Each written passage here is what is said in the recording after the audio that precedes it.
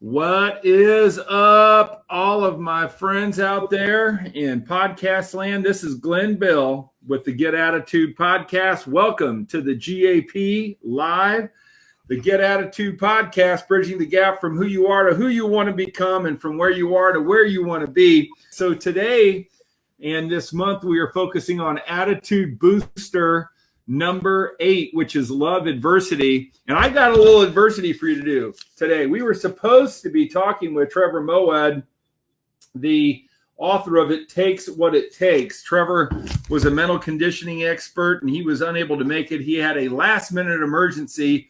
So I called another football guy, and he happens to be my brother-in-law. He is a former national, not a former, he still is a national champ, defensive coordinator for the Western Kentucky Hilltoppers. He coached with Jack Harbaugh. He was the defensive coordinator doing that. And then he's traveled to many different programs. So when it comes to loving adversity, I can tell you this, there are no better people to talk to than college football coaches. And so we are here on the Get Attitude Podcast. It's great to have everybody on there. Please make sure that you go to StreamYard so we can get your comments up and going on this podcast with the great David Elson, defensive coordinator in Indianapolis of the Marian University Knights. Is that the name? Yeah. Cool. Dave, welcome to the Get Attitude Podcast. It's great to have you. Great to be here. I've listened, watched, etc. several times, and have gotten into other podcasts because of this one as well. So I appreciate it. That's good. And I know, David, we talked often about how can we get better? How can we improve ourselves? And I know that you have podcasts that you listen to, and you know, one of the things you really do a great job of is asking questions, not only of the people around you, but of yourself. And when we talk about loving adversity, right? I know you've been through adversity, and we can walk through some of that, but maybe talk to me or give me the story about the biggest adversity in your life and how you overcame that. What was going through your head? What was your attitude about it as you maybe bounced from program to program, or maybe it was personal? I don't know, but we'd love to hear that story. There's man, I got to get used to my camera here.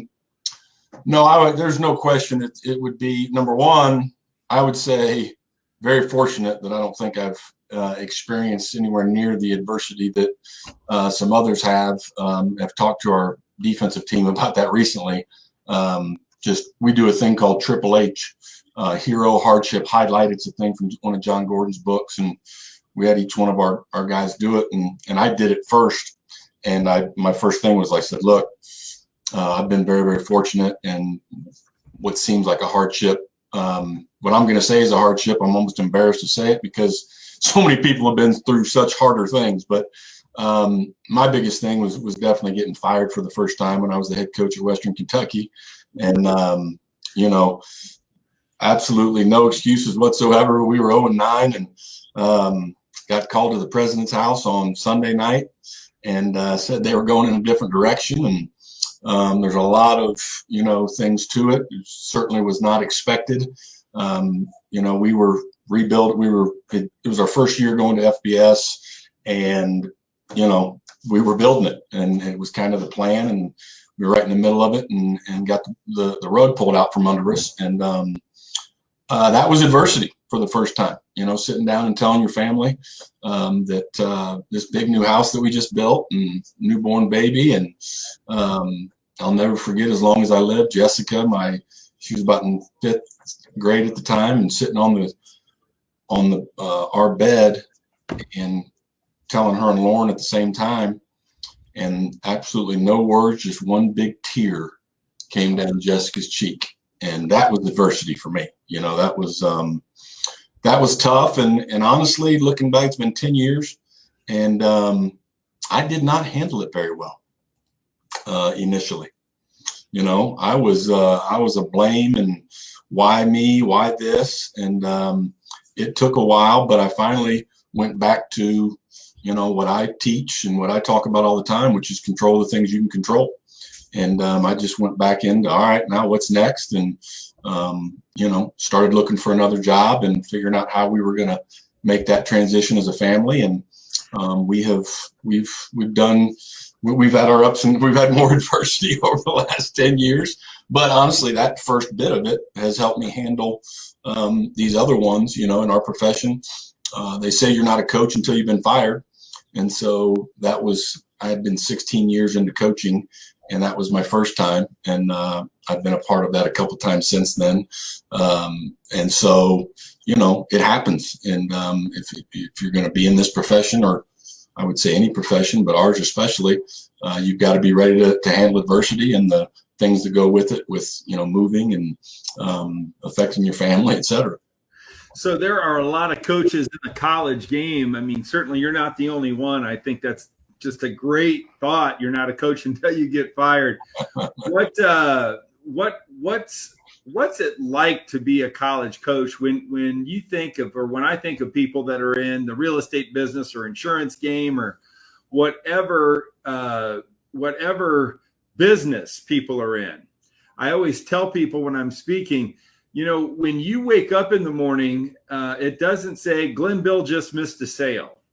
Glenn Bill failed as a realtor or a speaker. But boy, when you're a football coach, you're in the headlines. Your job is being reviewed in the headlines. Talk a little bit about, what it's like. What's the mentality? What's the attitude of you and some of the greatest coaches you've met when you think about being publicly reviewed in the newspaper weekly? How do you guys handle that, and what are some of the antidotes other coaches have used to deal with that? I think first of all, I always say this, when I kind of tell my story of what's happened throughout my career, and I always say, look, last time I checked, we live in America, and I choose to do this. So there's no woe is me. It's a choice. I love it. I can't imagine doing anything else. So to go to your question, I, at whatever point, began to realize and just look, it's a lifestyle. It's a different, people think, when they hear about our schedule and, the hours in season and the weekends and that type of thing, people just kind of give you a crazy look like, whoa, and I've just come to realize it really is just a different lifestyle. Your wife, your kids, all just learn to adapt to it, and it's just different from the demands. And then there comes the it's in the newspaper, it's everybody has an opinion about how the quarterback played or what you called on 3rd and 10, defensively, offensively, and with all of that being said, I still go back to control what I can control. And I listened to some of, over the years, I've said, I don't mind somebody stopping me and giving me an opinion. It might spur a thought like, hey, that's a good point. I didn't think of it that way. Maybe, but at the same time, you can't listen to all of it. You can't, in leadership, you can't try to please everybody. You got to be who you are. You got to be loyal to the people that are in your building. You got to worry about those people. And I go back to, control the things you can control. I can control my attitude of how I respond to it.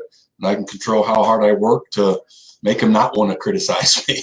And then don't worry about any, all the other stuff and the noise. And I think that's what, the best coaches out there. Bill Belichick has got to be the best example. He could absolutely care less about anything that goes on in the media. You can tell it's just pure torture to have to even, talk to him. But I think every time I watch him, it's just a great example of, I'm like, why aren't all coaches like that? Because really he's focusing on the main thing and keeping the main thing, which is, his people and his team. That's why he's been good. I love the saying about control. Are you letting the things outside of your control you, right? Exactly. Yes. Or do you let everything that's inside of you control you? Are you controlled by what surrounds your life or by what is inside of you? And so many people live their lives letting the outer world control what they do, how they feel, how they act, and they never look inward. They're always looking, whether it's their job, whether it's their record, whether it's their paycheck, no matter what, they're always looking for happiness and success outside of themselves. And so I think for our gappers today, the message is control what you can control. And the person that you can control is yourself, especially in times of adversity. Now, let's talk about times of greatness. Certainly one of the highlights of your career had to be coaching with Jack Harbaugh on a national championship team. I'd love to know, what did you learn from Jack? What was it like to be a national champion defensive coordinator? What were the lessons there? And then was there a story in that year before you became a champion where you actually did overcome adversity? Well, working for Jack Harbaugh is, that's really who I'd become. I learned, the first thing that comes to mind when people ask me that question, what'd you learn? I say, the team, the team, the team. Mm-hmm. That goes back to him working for Bo Schembechler and with the Woody Hayes and all those influences. And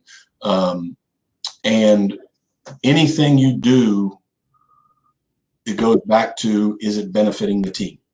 That's it. That was the core of who he was. It was all about the team. You wanted people that felt that way, that believed in that, or you tried to teach it to the people in your organization. And I would say the other thing was just enthusiasm and love for what he did, and kind of being a servant leader for the people around him. Those were the things. The experience itself was, and this is, I think, this is hard for people to get. This is probably more in coaching, but I think it's happening outside of it as well. But another thing that we talked about a lot with him was being able to have conflict, being able to disagree and have constructive conversations. Now, back in the old school days, those conversations would get a little bit more intense than they probably can these days. But to this day, it's one of the things I talk with every staff that I'm around, is like, hey, we've got to be able to, argue and nobody get their feelings hurt. And at the end of the day, there's a quote on loyalty from Colin Powell about, and paraphrasing it, hey, disagreements are great. They stimulate me. I want to hear your opinion. And you've got to be able to, we have to trust each other to do all that. But at the end of the day, loyalty is, I'm going to make the final decision, and you've got to walk out of this room treating that decision as if it were your own. And so going back to, that's things I learned from Coach. And then, the experience, we started off that season 2-3. And wow. Jason Michael, who is currently the tight end coach for the Indianapolis Colts, coaching Jack Doyle. Jason Michael was the quarterback, and he would tell you he was, he wasn't the greatest thing in the world, but we were down at halftime at Northern Iowa, and it wasn't looking good, and they were ranked 6th in the country. We weren't ranked, and all I know is they came out of the locker room and they said Jason Michael had gotten on them, and we came out and we got on a run against Northern Iowa, beat them 34-12 or something, or 20, and went on a 10-game winning streak and won the national championship. And I think the biggest lesson was there was no story. Other than that, it was complete focus. You just put your head down and you went to work, and there wasn't, back in those days, there wasn't as much media and all that anyway, but people ask, what was it? I said, yeah, we had some adversity at 2-3, and we weren't off to a good start, but Coach Harbaugh just, it was just dialed in focus, win that day and worry about all the other stuff, when you get up the next day. I love it. Hey, we got a lot of people on watching us, which is great. I just want to say hello to one of your biggest fans. Look at that, Carol Han in Cleveland. Hey. So if you guys are watching, if you have a question for Coach Elson, and Dave's he's been coaching everywhere from the East Coast to the West Coast, South to the North. If you know David, show up and say hi. We'd love to recognize you. Thanks for being with us on the live episode of the Get Attitude podcast, where we are talking about loving adversity, and our gappers and the people that tune in. It's good. Here's Kyle Draper. Kyle is a new teammate of mine. Kyle, it's great to see you. Kyle is handling all my content, owns Content Compounding. If you're a realtor or loan originator, you definitely want to be with Kyle. Kyle, thanks for checking in. My guess is Kyle was a football player too. So, everybody, we all like to talk about successes, but adversity, what I'd like to do just as a football guy, what was the worst loss you had as a coach? Like, I know that's never fun, but I always used to say, look, I can't remember the wins, but boy, do I remember the losses. Was there a loss that you had, and then how did you come back? And I mean, feel free to, if it was 63-0, I've been a part of coach 25 years, guys. I've lost games 53-0, and it doesn't feel good, but you know what? You got to come back. So if you're losing in life, if you're losing in finances, if you're losing in your relationship, it's the response that matters. And some people think that us two guys may be, infallible, or we have this coat armor, but share with us maybe one of the worst losses you went through. And then what was the lesson that came out of that? What do you tell yourself? 2009, third game of the year. We've lost to Tennessee and we lost to South Florida, and we've got Central Arkansas coming. This is our first year being bowl eligible in FBS in the Sun Belt Conference. It's at home. And Central Arkansas is an FCS school, and we're charging onto the scene as this new FBS, and so we're supposed to win the game. They're just an unbelievable monsoon storm during pregame. We barely could warm up. Didn't matter.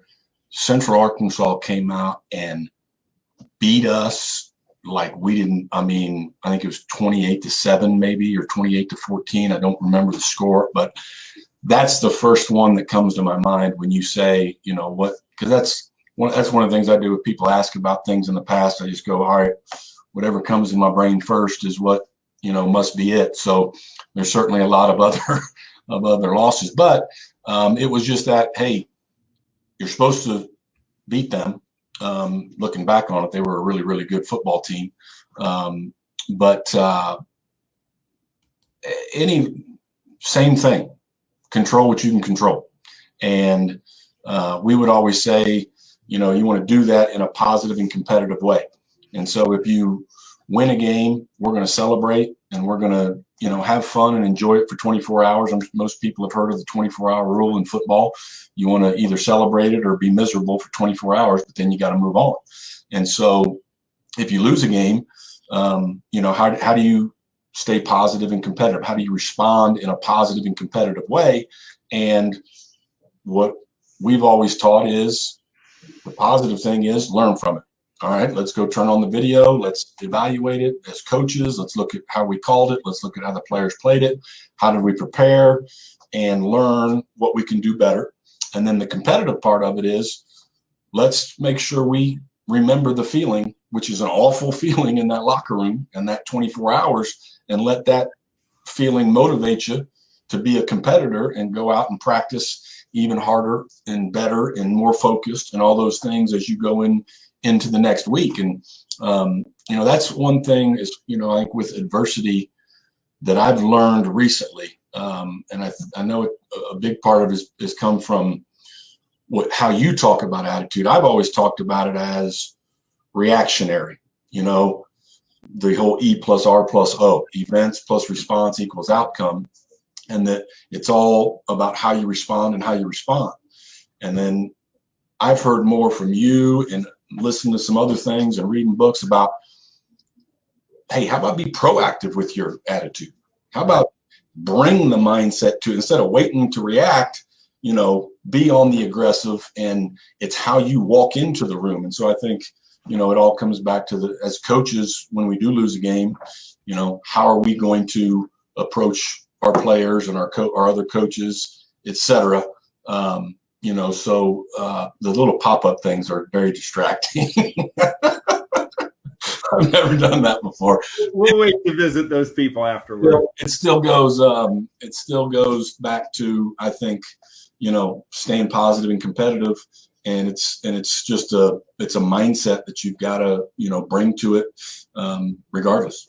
That's good. And That's the book, the ABCs of Attitude, and it says get attitude. It doesn't say got attitude with the question, but it's about getting the attitude and, as we talked about, controlling the controllables, but most importantly, stop trying to control the things outside of your life. And what we find causes the most stress, causes the most pain, causes the most trouble in relationships is everybody focusing on everything outside of them. Those of you who follow me, if you're on this, please go to the University of Attitude. Please go to Glenn Bill Speaker and follow us there, as we always are posting information and content that is relevant that will help you get attitude. So look at Carol. God love her. Look at this. Sorry.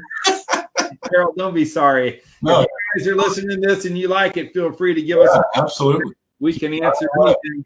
Tell me the story about the player that you coached with the greatest attitude. Who comes to your mind? Well, I would say it's got to be Brian Lauder, because one of my sayings would be find a way. That's something I think it's an attitude. I think it's guys will come to me with an issue or whatever, and I'll just, in a very lovingly way say, got to find a way to get it done. We got to find a way. It's more of probably a task, but then I take it into, hey, you got to find a way to have a better attitude. You got to find a way to get here on time, whatever it is. But anyway, Brian was a walk-on at Western Kentucky. He was from right there in Bowling Green, Kentucky. When he first walked on, we had a secondary that to this day is the best secondary I've ever been associated with. We had 3 that played in the National Football League. Wow. And one was Kyle Moffatt from here in Indianapolis that had transferred from Indiana. And so he walks in and 5'9" at best, 175 pounds. And he just could have walked away. I mean, had to be incredibly intimidating. I remember it was in the summertime because he was local, so he could come over and work out with those guys. And I was just like, oh, this isn't going to last long. This guy's going to, and he wasn't the outgoing, enthusiastic. That wasn't the attitude. It was a determined attitude. It was, you could just tell after a couple of days, like, oh, wait a minute, he's not going away. And so then fast forward 4 years, he is our starting strong safety in the 2002 season, which we ended up winning the national championship. This was before that, but he had brought me a letter, and he said, hey, I'm applying for law school. He was a 4.0 student. I'm applying for law school, and this is my letter that I'm turning in that I had to write. Would you mind, reading it for me and just proofing it? And in there, he tells a story of when he was a freshman that he was being overwhelmed with, being a student athlete, the rigors of social life, academic life, football player, etc. And he stated as he came to a coach, letting him know he had all this stuff going on. He was struggling, and and as he said, and I was awaiting a sympathetic reply.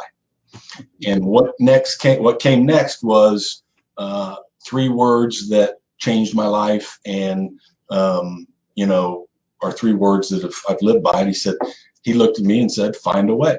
And then he went on to say, from that point forward, I found a way to balance those 3 things. I found a way to get, my responsibilities done, to sacrifice when I need to sacrifice. And, once again, it goes back, the question was, who had the best attitude?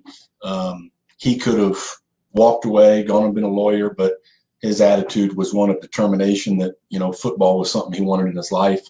But then he also wanted to be a great student. He's a guy that he actually got 1B and fought tooth and nail because the teacher was wrong, and he knew it. And he went to above the teacher and had everything documented and got the grade changed because he wanted to, graduate with a 4.0. So, determined, attitude of like I said, find a way. But Brian Lauder, he's a very successful attorney in Bowling Green, Kentucky now. That's cool. And so, the lesson there, and not to mention being a walk-on and knowing football players, when you're a walk-on, guys, you don't get free meals, you don't get the best locker, you don't get the best equipment, you don't necessarily get any gear. Yeah. And it's, you talk about being humble and working it up. So what a great example that is from David. And hey, check out Kyle. My guess is he's probably doing some really great stuff. We're going to go ahead and finish up with knowledge through the decades. I'm going to put you on the spot. It's live. Say what comes to your heart. If you, I've heard this. I've seen you do this before. This is rough. Yeah. So I know you probably don't remember being born, but what we always like to do is walk through your life, and you're over 40 now, almost 50. So you're only going to have to answer 5 questions. But when you think about either your kids being born or a newborn baby, what's the attitude lesson that people can garner from childbirth or being a newborn? Attitude lesson. Man, I just think I think of just the possibilities, just to have that outlook on life, that the possibilities are endless when you're that young, and to instill that mindset in young people that they can do anything, and that there's time. It's never too late to get going, and every day's a new day. Until society and our parents and our attitude coaches screw us up. The great Les Brown, I was fortunate, he has a video called It's Possible, and I would recommend anybody that studies personal development go to watch Les Brown and the It's Possible speech. And it's so true. So many people set the goal, they focus on the goal, but the problem is that gets in the way. But to simply keep saying to yourself, it's possible. Whether it's finding financial freedom, whether it's finding your spouse, whether it's finding your mate, whether it's beating cancer, no matter what the challenge or adversity is in your life, go watch the Les Brown video and use that mantra, it's possible. And the problem is that our attitude coaches and our society and things outside of us, they do everything they can to shut us down. So many people want you to do better, but you know what? They don't want you to do better than them. And that's the reality, because they can't handle it. So I want you to think about when you were 10 years old. I think that puts you around 3rd grade, Christ the King grade school. Yep. David, tell me, if you think back to 3rd, 4th grade, what was the attitude lesson for you that maybe something you learned in 3rd or 4th grade, or what comes up as a memory for you? Memory would be 3rd and 4th. It was a championship game in CYO. It was pouring down rain, and I remember us getting out there and our coaches saying, let's go dive into the big mud puddle down at the end and get this over with. As far as, we're not going to be worried about the weather's not going to affect us. And I always think back to that when there is bad weather. It's like, hey, control what you can control, and they got to plan it just like you do. And so you learn that, don't let the environment affect you. You affect the environment. I was just listening to it was Trent Dilfer talking. He's a high school coach now, and he talks about, in their program, they talk about being a thermostat and not the thermometer. Right. Set the tempo of what the environment's going to be, and set the temperature, I should say. And so that's the first thing that comes to my mind is 3rd and 4th grade CYO football, and our coaches, Coach Duffy, and having us do that, and we won the game. That's good. And the attitude lesson to draw from that, as we've mentioned before, especially when dealing with adversity gappers, is that nobody has a unique problem. When I ask people, I say, I want you all to give me your most unique problem. What dominates your thoughts? What makes you tremble? What scares you the most about life? And people are like, well, bankruptcy. I'm like, well, hell, that's not unique. Dying from cancer, that's not unique. My kid ODing from drugs, that's not unique. Yeah. The point is, just like you said, if you're playing in a terrible climate in a game, the other team's got to play in it too. And whatever adversity that you're facing in your life, if you're watching this, you need to know that there are other people that are facing the same adversity. And all you need to do is search them out, to search the people that have bridged the gap to get from where they are to where they want to be, and from who they are to who they want to become. Whatever adversity that you're facing in your life, the answers are there, but you must look outside of yourself. You must find people who are going through the same thing to make it happen. Look at this, Coach. So, is this guy a former player? He was good. Ryan Freeman. I coach Ryan. What's up, Ryan? Good to see you, my friend. Hope you're doing well. Thank you, Ryan. Ryan's a coach for a lot of young kids here in Indianapolis. So, Ryan, thank you for what you're giving back to the game and to people. Okay, so, Coach, now you turned 20 and you're headed up to college. David Elson played at Butler University. He was awarded the Tenacity Award twice, which,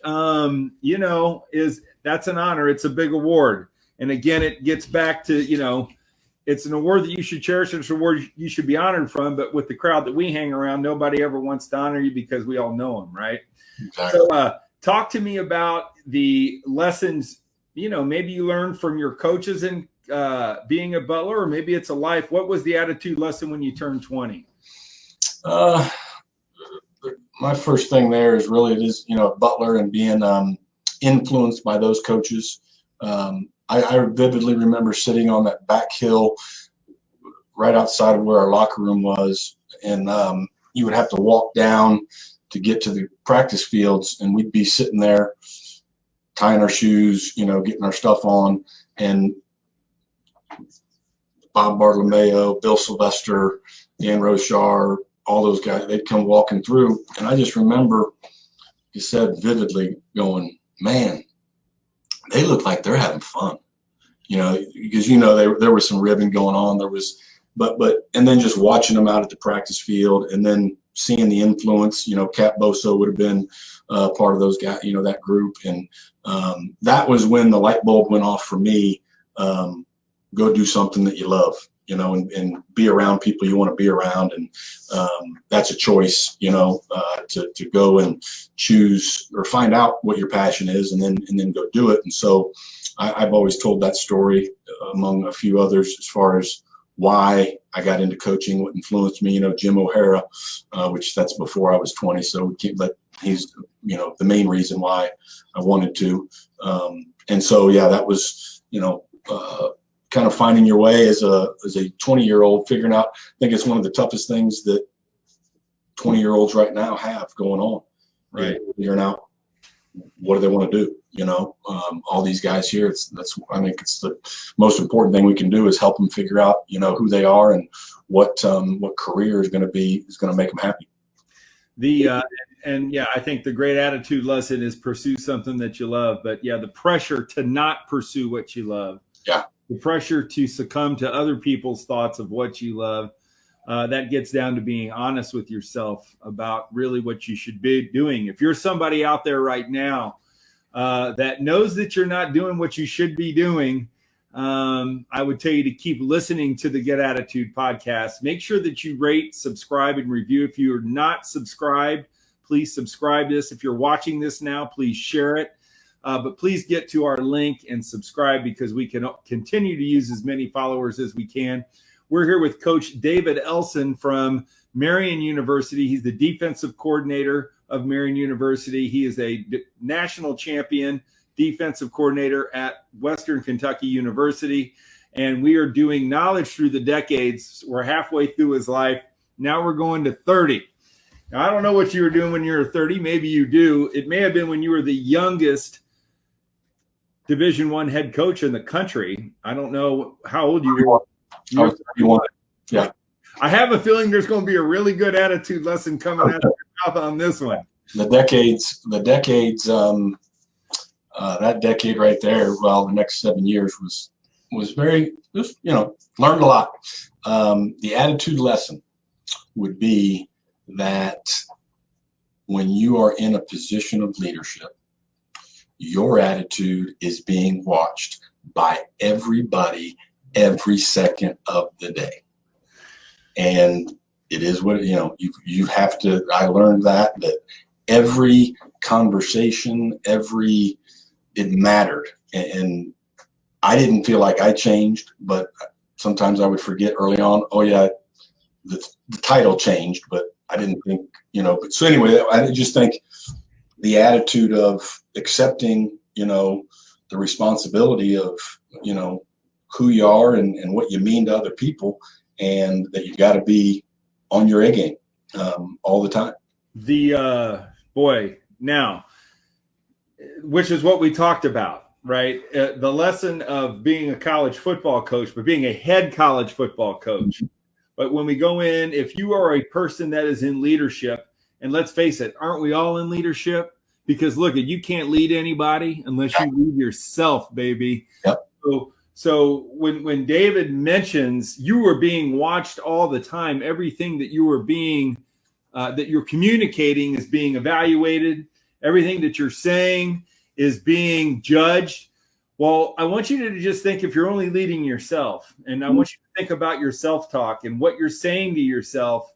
And are you looking at yourself and your self-talk as if you're the head coach of you? And are you being critical? Are you judging? And are you performing at that level? So, never thought of that one, Dave, even though it may seem obvious, but to live under that light bulb, man, that's got to be tough. Yeah. And something I heard recently, once again on one of John Gordon's deals, but he talked about a guy that in his 60s had run like 3 double triathlons or something crazy. And how do you do it? And the guy said, I learned to stop listening to myself and to talk to myself. And that, what you're saying, putting the positive things in, you have to, I do it every day. I mean, you have to, that to me is the proactive mindset of it, instead of being reactive to things and say, man, I got to get the good stuff going and talk to myself about, here's what you've got to be right now. Guys, gappers, let's stop listening to ourselves, because everything we're listening to, especially our self-talk, is as bad as the media. Yeah. Let's start talking to ourselves. And if you guys need a resource, if you need to know, what am I supposed to say to myself? How am I supposed to talk to myself? I'm telling you, the Get Attitude podcast and our guest, David, you're knocking it out of the park. Thank you so much. This has just been great. So, okay, we're not going to get to 50 because you're not there yet, but let's talk about where you were when you were 40. And that would be, 8 or 9 years ago. And what's the attitude lesson when you were 40? You may have been in New Mexico. I don't know. Where are you? I would have, so fired at 38, Indiana for a year, high school for a year, and then got out to New Mexico State. Man, it was just had to be lonely. Oh, just adapting. You know what I mean? Adapting. Good. Part of the country never been in, recruiting places never been to. And I still think, it goes back to, hey, look at it as a great opportunity to experience new things. People say, Las Cruces, New Mexico, and like the weather is so hot and all that. I would prefer that heat to the humidity back here in the Midwest. You know what I mean? I always said I loved it.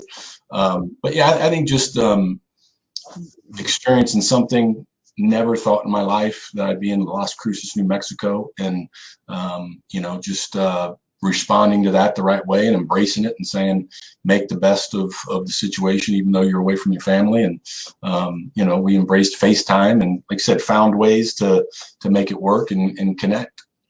I love it. Well, Coach, I want to tell you that you adapted very quickly. The great Trevor Moawad ran into technical difficulty. I think he's actually out of the country and his connection couldn't hit. So I call Coach Elson literally 3 minutes before this thing goes off, and God love him, he's there. He was vulnerable. He talked to us about loving adversity. He gave us rock hard solutions and real answers on how to overcome the adversity that you're facing in your life, in your business, in your relationships. If you liked what you had, reach out to David and tell him thanks for the interview. He's on Facebook. You can find him there. He's on LinkedIn. And you were just fantastic. How about a quick Marion Knight overview? How are we going to be this year? And are we going to get another, are we going to be able to get to the national title? Yes. I like it. I went out and watched our guys yesterday organize their own 7-on-7. We're not practicing right now. We'll start that in a few weeks. We'll have a spring season, but I went out there and just watched. We're allowed to, and I was blown away. They've done it some this summer, but now with everybody back on campus, and we had a ton of guys out there, and the success here is evident. They've earned it over the years and been really good, but we've got just a great core of leadership. A guy by the name of Riley Pease that is as good of a leader as I've ever seen in the short time that I've been here. He's blown me away. And so we got a lot of really good pieces in place, and Marion football is going to continue to be right up there in the top of the country. We have look at that, Mary Dury. Yeah. You know Mary, right? Oh yeah. 2020 is testing us. Now, her son was a baseball player at Wabash. Are you guys playing? Are you set to play this year or no? In the spring. So your fall football is not happening. Right now we're looking at spring. We're having spring practice in the fall. Oh my gosh. Unbelievable.